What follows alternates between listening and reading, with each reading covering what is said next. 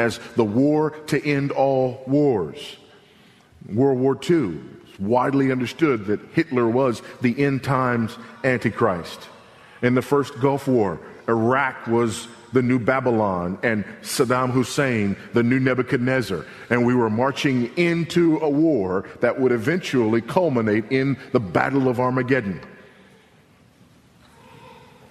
There's the rise of the European Union, and now we're being told that this is that 10-nation federation that we're going to see at the end of the age. Craig Keener, author of that extremely helpful biblical background commentary, has these helpful words. In the 19th century, most Protestants identified the kings of the East either with the Turks or with the lost tribes of Israel. After the collapse of the Turkish Ottoman Empire, Japan became the new favorite of the prophecy movement. How many, just by show of hands, how many of you knew that there was a period when Japan was the favorite as far as identifying the kings of the East? That's a surprise to many. After Japan's defeat and the ascent After Japan's defeat and the ascent of communist China, this, quote, yellow peril, end quote, has become the new backdrop for modern Western interpretations of the kings of the East. On this view, the invasion from communist China and the rest of Asia will require the rest of the world's armies to mobilize and fight them. This perspective reflects a total lack of understanding of what the Euphrates River represented to the ancient hearers in the Mediterranean world. To be sure, the Parthians were no longer a kingdom, but a geographical equivalent would be closer to Iran and Iraq than to China. My point is that there is nothing in this text to indicate East or South Asia's role in general or China's role in particular. This reading of Kings from the East is a wholesale guess based on the assumption that the current lineup of world powers is the final one, and it is uninformed by the most basic knowledge of how the expression was used in the ancient world. Don't understand how the expression was used in the ancient world. And so we look again and again to try to determine and define these powers. By the way, went from China then to Russia. You remember Russia was the big power. And then back to China again because of the massive numbers of their army. After that, went to Iraq because of the Iraq War. And now people are talking about Iran because the Iranians are saber-rattling over in the Middle East. But all of it is based on presuppositions that I believe have little to do with the exposition of the passage before us this morning. And yet, the overwhelming majority of people in the Christian world not only hold to these views, but condemn others who don't. I was alerted, I believe it was a couple of weeks ago, to a conversation on the World Wide Web as to whether or not I am an anti-Semite and whether or not all of my teaching is to be rejected because I do not hold to dispensational Zionism. This is huge, folks. This is a big deal for people. I mean, there's a lot of stuff that people are willing to bend on and give up on. But to not be a dispensational Zionist and to not believe that the current nation state of Israel is God's centerpiece as it relates to end time prophecy is for many people a bridge too far, completely unacceptable, and calls everything else into question. But is that what we find here in this text? Well, join me in Revelation chapter 16, beginning at verse 12. And let's see. By the way, here's one thing that I find incredibly ironic. The false prophets who've been wrong again and again, the dispensational Zionists who look to the Battle of Armageddon and look to which nations are going to be, for the Battle of Armageddon, you can be a dispensational Zionist and be wrong a dozen times and continue to come back and continue to be listened to and continue to be supported, but to not be a dispensational Zionist is unforgivable. You can say, this battle is the battle and we're on our way, and be wrong, and people will come back to you. You can write a book, 88 Reasons Christ Will Return in 1988, centered upon the idea of Israel coming into possession of the land again in 1948 is the timepiece that unlocks biblical prophecy, and still have a ministry after that as long as you're a dispensational Zionist. But to not be a dispensational Zionist is the unpardonable sin. You can be a liar and a false prophet, and that's okay, as long as you love Israel.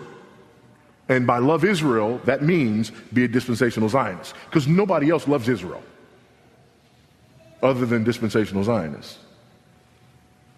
Do you see how foolish this is? How divisive it is?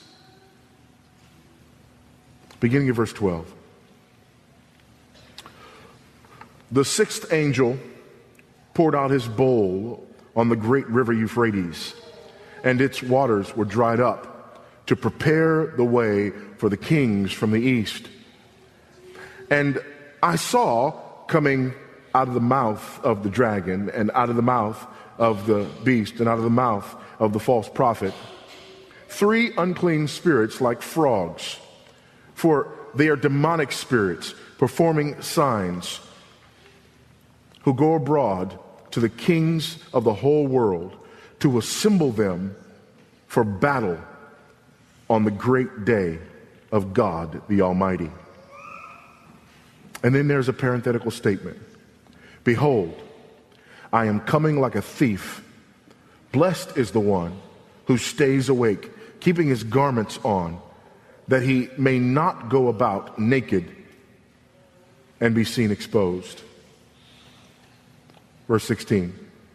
And they assembled them at the place that is in Hebrew called Armageddon.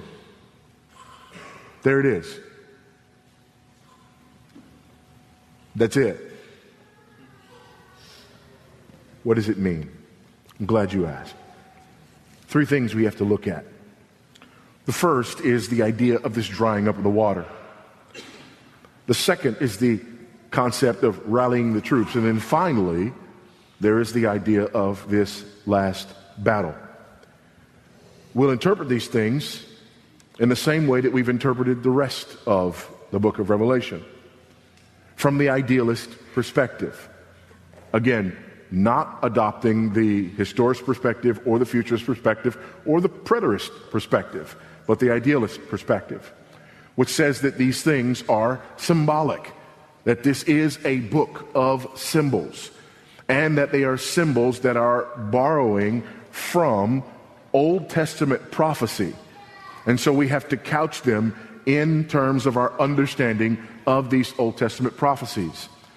That these are not prophecies that only have meaning for the last generation on earth. This is not a book that is meant to be meaningless to Christianity for all of time until one particular period in time. So you get the first 5 chapters that are meaningful for all Christians in all places and all times, and then the rest of the book is only meaningful to the generation that is here when these last battles are aligned and occur. Don't believe that that's the way this book was intended to be understood. That the meaning here is pertinent for every Christian of every age. And that the things that we see here are revealed progressively. There is this progressive parallelism. And there is the same story told over and over again from different angles. We've seen this story told before from another angle. We talked about that on last week.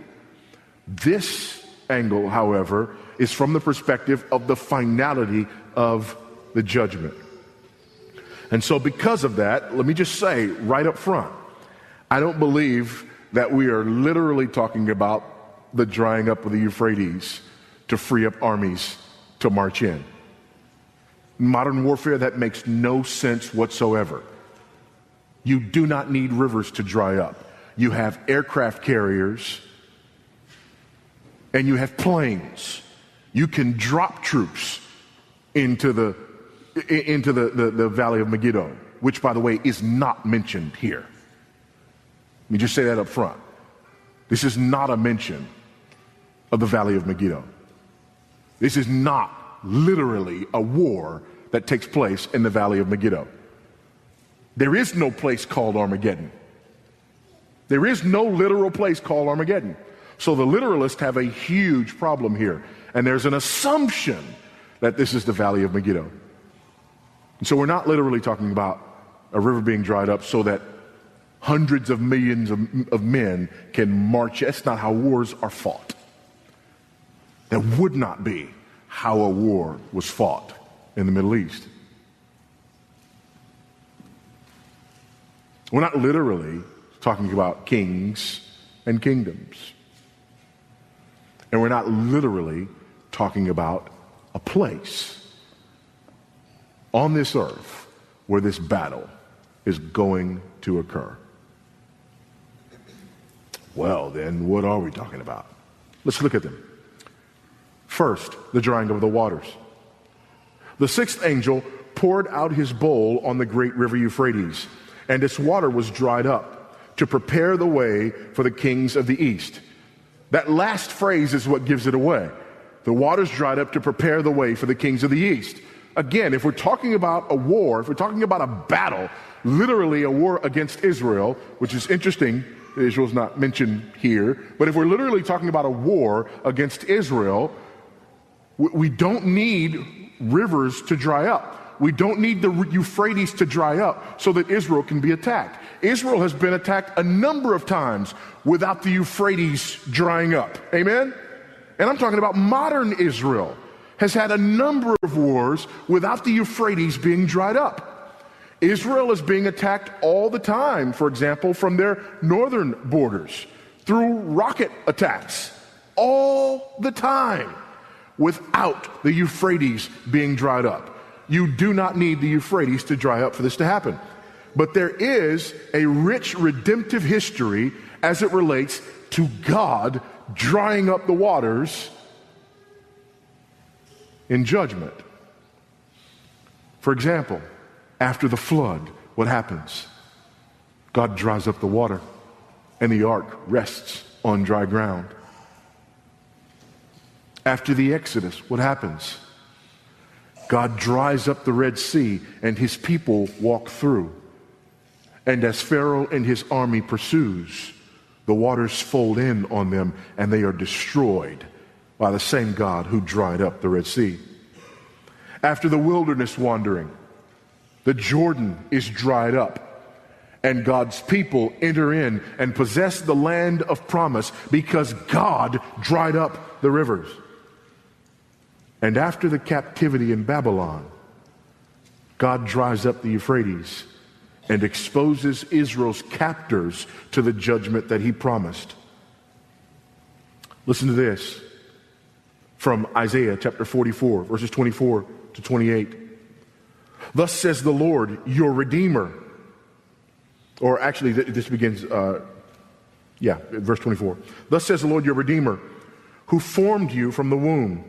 I am the Lord who made all things, who alone stretched out the heavens, who spread out the earth by myself, who frustrates the signs of liars and makes fools of diviners, who turns wise men back and makes their knowledge foolish, who confirms the word of his servant and fulfills the counsel of his messengers, who says of Jerusalem, she shall be inhabited, and of the cities of Judah, they shall be built, and I will raise up their ruins, who says to the deep, be dry, and I will dry up your rivers, who says to Cyrus, he is my shepherd, and he shall fulfill all my purpose, saying to Jerusalem, she shall be built, and of the temple your foundation shall be laid. what happens? He dries up the Euphrates. They have to come across the Euphrates. In ancient warfare, this makes sense. You've got to do something with the Euphrates in order to be able to come in. And in order to be able to come in and defeat Israel's captors, that's precisely what God does. That's precisely what God allows. And so they do enter, and they do defeat Israel's captors. And Jerusalem is inhabited. Judah is inhabited. The temple is rebuilt. There is a long, rich history of what is meant by this drying up of the river. Similarly, Jeremiah announces God's judgment will come upon Babylon when God brings a drought which dries up the waters. Therefore, Riddlebarger argues, the removal of the barrier allows the agents of judgment to enter. This is about God bringing judgment, bringing final judgment. The removal of a barrier, the removal of the water as final judgment. There's also a clear eschatological goal. While we have all of these examples of God removing water and drying up water for the deliverance of his people and for the judgment of his enemies, I think the clearest one here, based on what we saw on last week with all of the references to Egypt and the Egyptian plagues, if we saw the picture again and again and again of the plagues in Egypt, and even here in the next part of the passage, we see the idea of frogs. There is an inescapable reference to Egypt. And what happens in Egypt, God dries up the water, brings his people across, and then judges his enemies. That's what we see here. This is a picture of the final judgment of the enemies of God. Folks, the Valley of Megiddo is not big enough for that. Amen.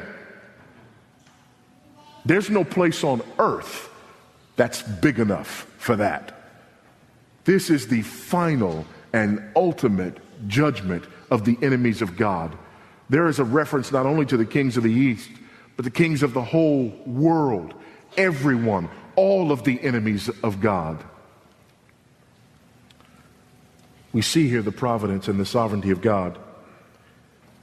What's amazing is that just like with Daniel, God doesn't have to make Nebuchadnezzar something that he's not in order for Nebuchadnezzar to come and take God's people into captivity. God doesn't have to make Cyrus something that he's not for Cyrus to come in and then overtake the nation that's there before him. God uses men. And we've talked about this before, but there are those who have problems with the idea, well, why would God use sinful men? Why would God use sinful nations? You know the answer to that question. He has no choice. Where's the sinless man that he's going to use? Where's the sinless nation that he's going to use? Unfortunately, for many people, because of the dispensational Zionism, that's what they believe of Israel. Everything Israel does is right because they are the people of God. And we must support them in everything that they do because they are the people of God. And oh, by the way, if you don't support them in everything that they do, guess what that makes you? One of these kings of the earth who's going to cross the Euphrates and be on the wrong side of the war of Armageddon. This is absolutely not what is intended by this passage. It's absolutely not what was understood by this passage. And it's absolutely not what we're to take away from this passage. Here's the other problem with that, is that this idea limits our ability to examine and measure ourselves. See, here's what's interesting.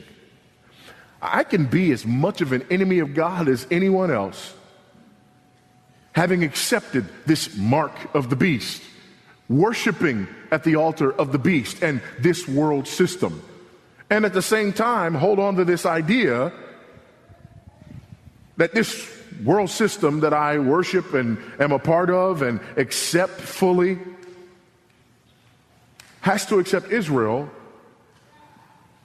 as a geopolitical entity so that I'm not on the wrong side of the war that's to come. Do you follow?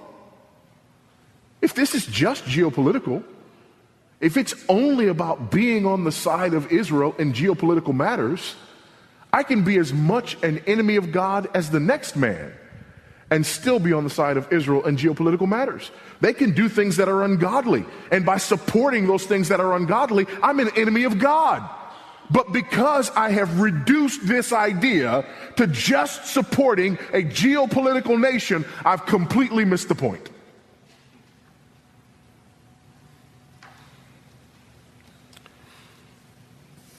The second idea is the idea of rallying the troops.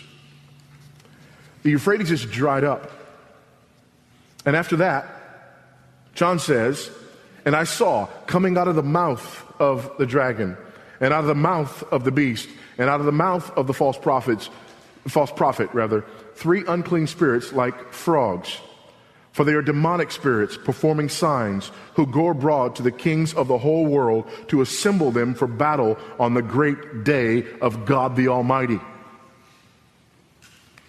By the way, is this something completely future? I say no. This is completely consistent with what we saw in chapters 12 through 15. And if you remember, chapters 12 through 15 is a recapitulation of the entire history of redemption. And in the midst of that recapitulation of the entire history of redemption, this is what we saw. The dragon. Back in verse 12, verses 3 and 4.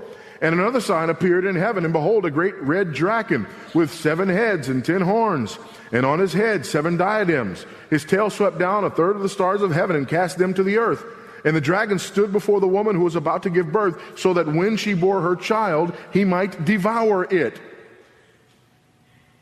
And so the dragon is placed here in redemptive history, desiring to devour the child of the woman. This is a reference to his being an adversary to the people of God. His desire to destroy the people of God. Is that new in Revelation 16? Absolutely not. This has always been the case. There has been a war between the serpent and the seed since Genesis chapter 3. This is not new. How about the beast in 13, beginning of verse 5? And the beast was given a mouth, uttering haughty and blasphemous words. And it was allowed to exercise authority for 42 months. It opened its mouth to utter blasphemies against God, blaspheming his name and his dwelling, that is, those who dwell in heaven. Also, it was allowed to make war on the saints and to conquer them. And authority was given it over every tribe and people and language and nation, and all who dwell on earth will worship it, everyone whose name has not been written before the foundation of the world in the book of life, or of the Lamb who was slain. If anyone has an ear, let him hear. Is chapter 16 introducing something new there? No. It's the same thing. How about the false prophet? Again, then I saw another beast. Again, I believe this last beast is a reference to what is here referred to as the false prophet. Rising out of the earth. The other one rose out of the water. It had 2 horns like a lamb. This is the false lamb. And it spoke like a dragon.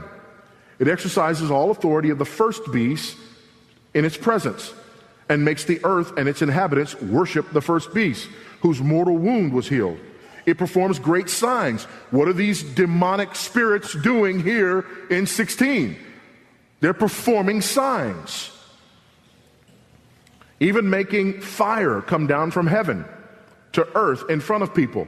And by the signs that it is allowed to work in the presence of the beast, it deceives those who dwell on earth, telling them to make an image of the beast that was wounded by the sword and yet lived.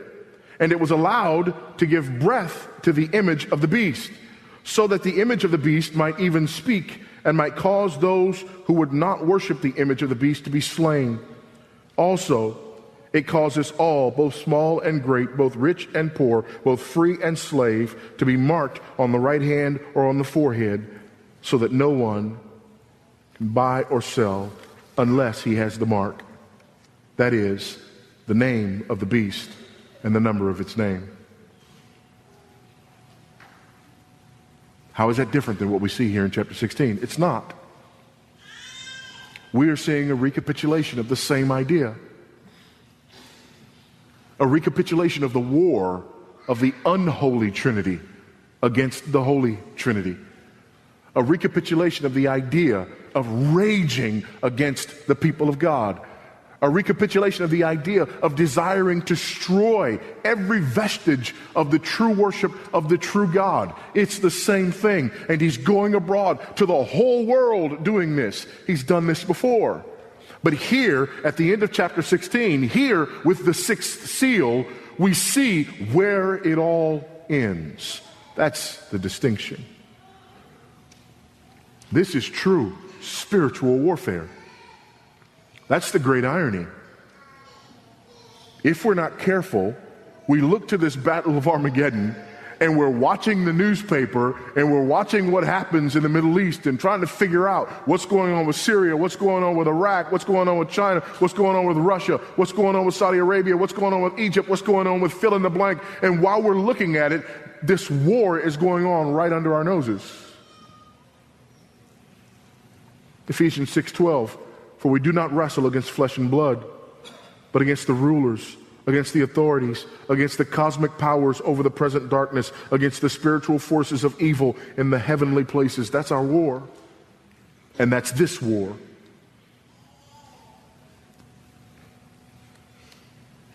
He didn't just see the unholy Trinity, he saw their words. Isn't that interesting? He saw their words. It was the things that they were saying and the signs that they were doing that were turning people.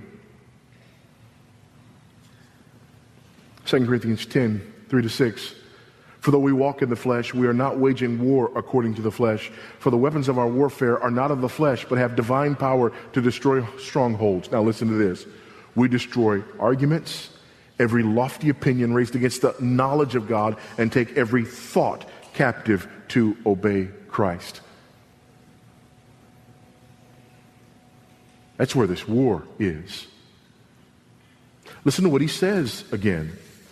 He saw coming out of the mouth of the dragon, out of the mouth of the beast, out of the mouth of the false prophets, 3 unclean spirits like frogs, for they are demonic spirits. What are they doing? Performing signs. And they go abroad to the kings of the whole world to assemble them for battle on the great day of God the Almighty. You know what's ironic? There are those individuals out there who are so committed to this dispensational Zionist view of Revelation that they look at the United States and see us as part of the assembled people of God when this great war takes place. Why? Because Israel is our ally. Never mind that we out Sodom and Gomorrah. That's not what matters. What matters is when those armies come across the Euphrates, we are going to send troops and stand with Israel. And therefore, God will overlook us out Sodom and Gomorrah because we fight on the right side of the Battle of Armageddon. God help us if that's the way we think. That's ridiculous. That is utter nonsense. This is not geopolitical. There's not a single geopolitical entity on earth that's on the right side of this battle. Let me say that again. There's not a single geopolitical entity on earth that's on the right side of this battle. Not the nation of Israel, which is as godless as any other nation in the world today, nor anyone who's an ally of the nation of Israel. Why? Because every last one of these nations has gladly accepted the mark of the beast. Every last one of these nations worships at the altar of the beast and of the false prophet, including Israel. Every last one of these nations is an enemy of Almighty God. Every last one. Or do you see the same world that I see? This is not merely geopolitical. There are schemes against which we stand that influence these kings of the earth and rally them. Ephesians 6:11, put on the whole armor of God, that you may be able to stand against the schemes of the devil. And it's right here that believers are warned. Notice that this is not a geopolitical warning, which would kind of make sense right now, wouldn't it? All of a sudden, if we're talking geopolitical here, and if basically we're talking about the geopolitical nation of Israel, modern day Israel, which is not a theocracy, which is not Jewish beyond ethnicity, but if we're talking about this modern day nation of Israel, and if he says, I'm going to dry up the Euphrates, the armies of the kings of the east are going to come across the Euphrates, they're going to come against Israel. Interesting, the text says they're coming to fight against God. Modern dispensational Zionists equate the two. Fighting against Israel is fighting against God.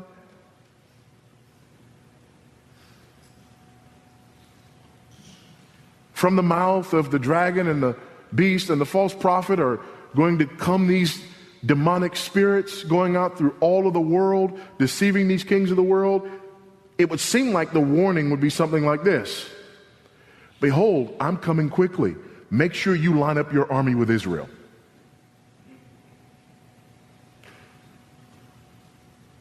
That's not the warning. Behold, I'm coming like a thief. Blessed is the one who stays awake, keeping his garments on, that he may not go about naked and be seen exposed. When we look at garments in Revelation again and again and again, do they have anything to do with geopolitical alliances? No. It's about righteousness. It's about holiness.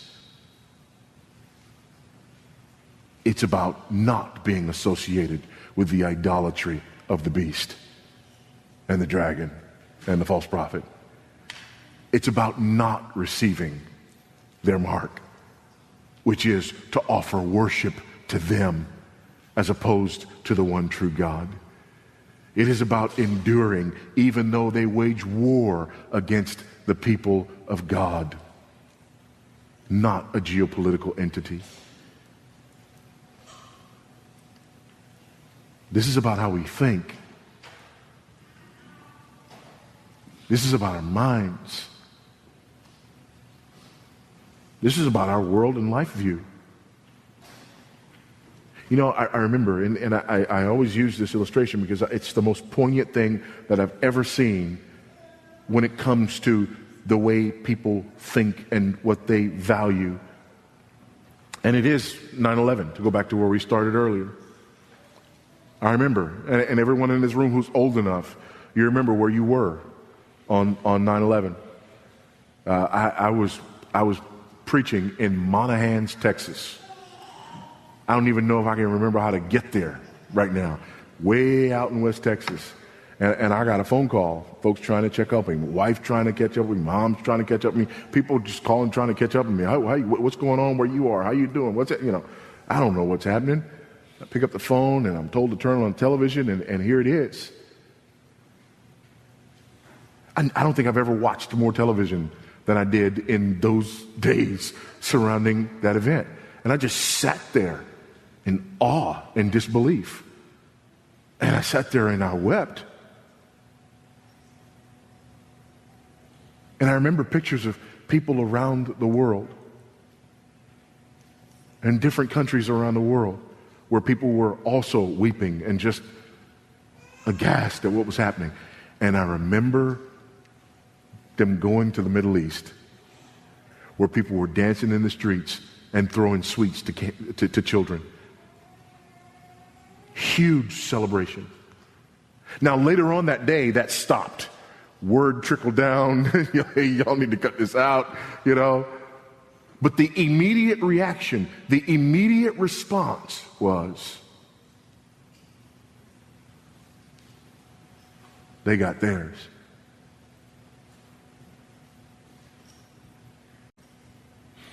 I wonder if there's a spiritual equivalent for you and for me. I wonder if we're just reduced to these geopolitical alliances. And instead of being the people of God who love what God loves and hate what God hates, we've reduced ourselves to geopolitical us versus them status. Because there's a real sense in which what we believe about this determines the way we view the world.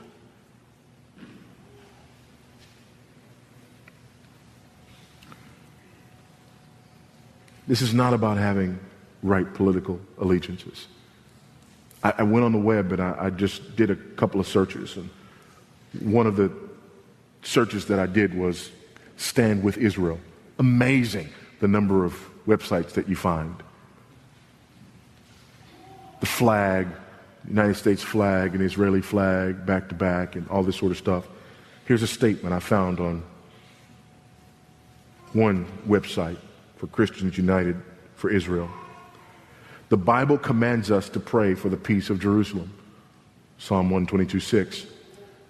To speak out for Zion's sake, Isaiah 62:1. To be watchmen on the walls of Jerusalem, Isaiah 62:6. And to bless the Jewish people, Genesis 12:3. These and many other Bible verses have one overriding message. As Christians, we have a biblical obligation to defend Israel and the Jewish people in their time of need.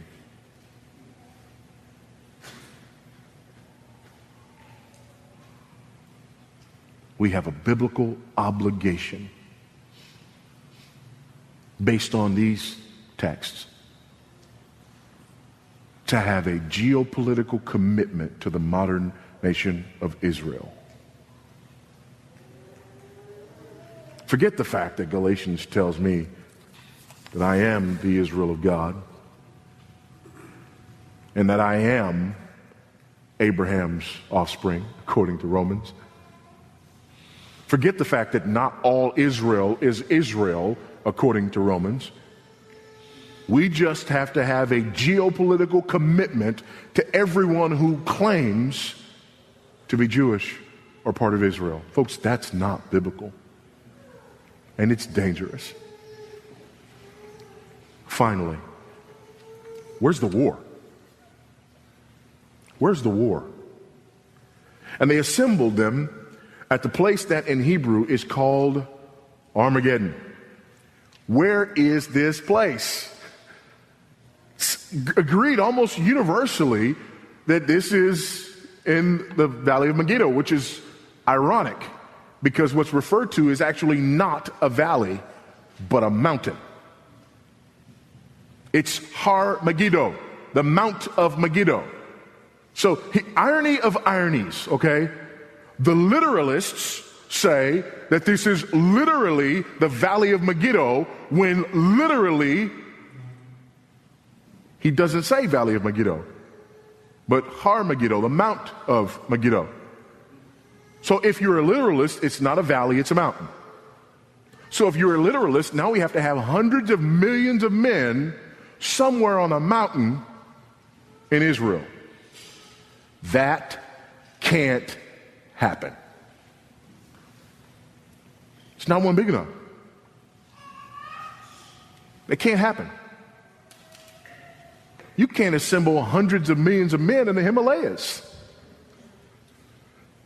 Unless you go high enough for most of them to die. So what are we talking about here?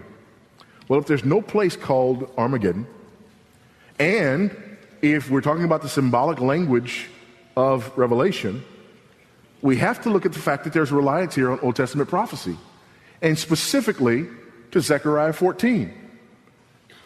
Zechariah 14 makes a reference to the Mount of Olives and Jerusalem. Well, wait a minute. Armageddon sounds like the Valley of Megiddo. It doesn't sound like the Mount of Olives, and it doesn't sound like Jerusalem.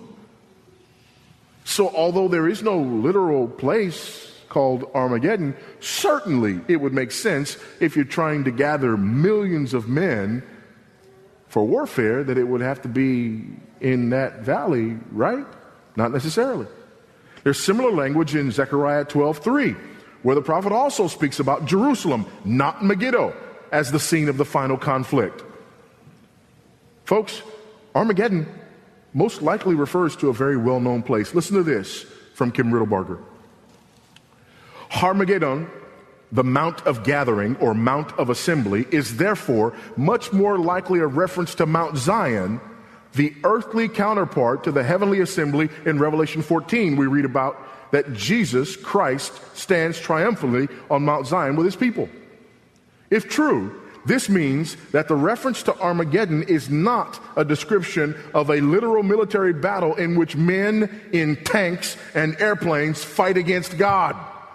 Instead, we have an apocalyptic image of the kings of the earth being gathered together by the dragon to wage war against Mount Zion, which is symbolic of the church of Jesus Christ.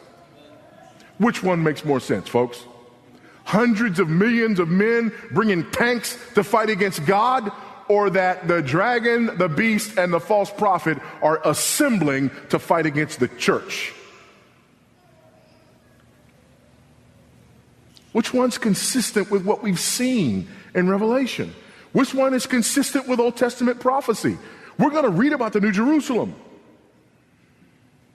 And we've already seen earlier Jesus standing on Mount Zion. Was it literal? No, it wasn't literal. This is consistent with the rest of the book.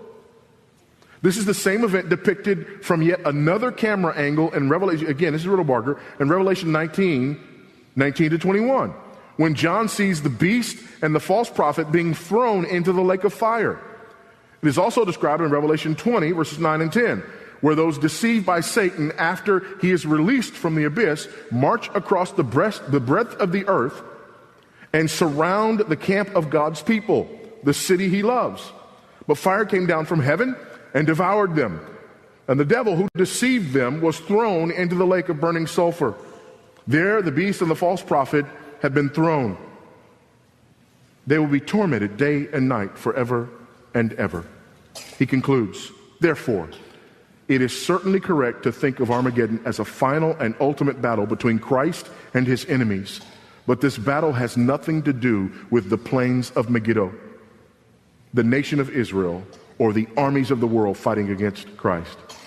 John is giving us an apocalyptic vision of Satan's final assault upon the church, Mount Zion, Har Megiddo, the Mount of Assembly, an assault which is crushed by Jesus Christ at his return to the earth in judgment.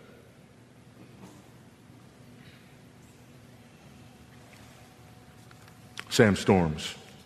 To put it simply, Armageddon is prophetic symbolism for the whole world in its collective defeat and judgment by Christ at his second coming.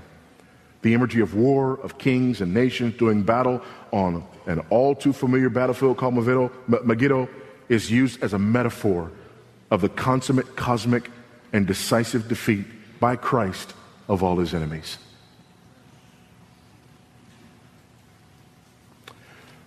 Why do I prefer this reading?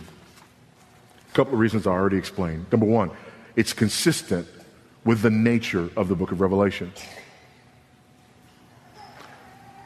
Secondly, it makes sense, and the other doesn't. This is not a reference to a literal place.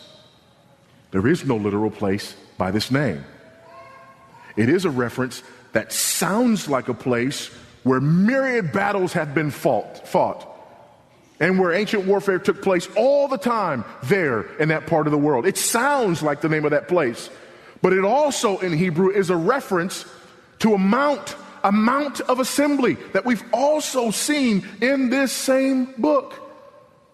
That makes more sense because it's a mount and not a valley. You can't get hundreds of millions of men on a mountain. Also, this makes sense because this war that has been fought, that is being fought, and that will continue to be fought until it intensifies toward the last day, is a spiritual battle in which you and I are engaged, must be engaged, and why we must stay alert. And finally, it doesn't leave me conflicted about aligning myself to a geopolitical entity that is sinful so that I can be on God's side. The nation of Israel is sinful. They have policies that are sinful, just like we are sinful, and we have policies that are sinful.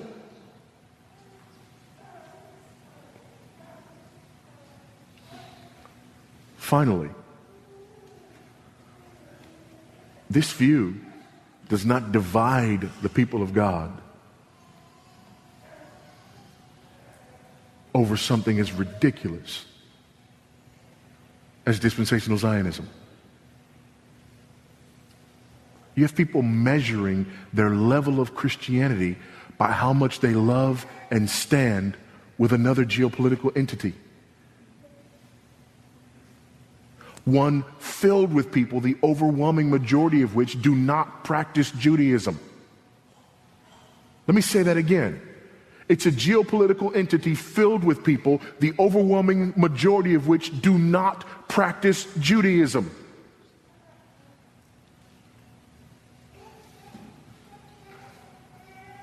That's not what God has called us to.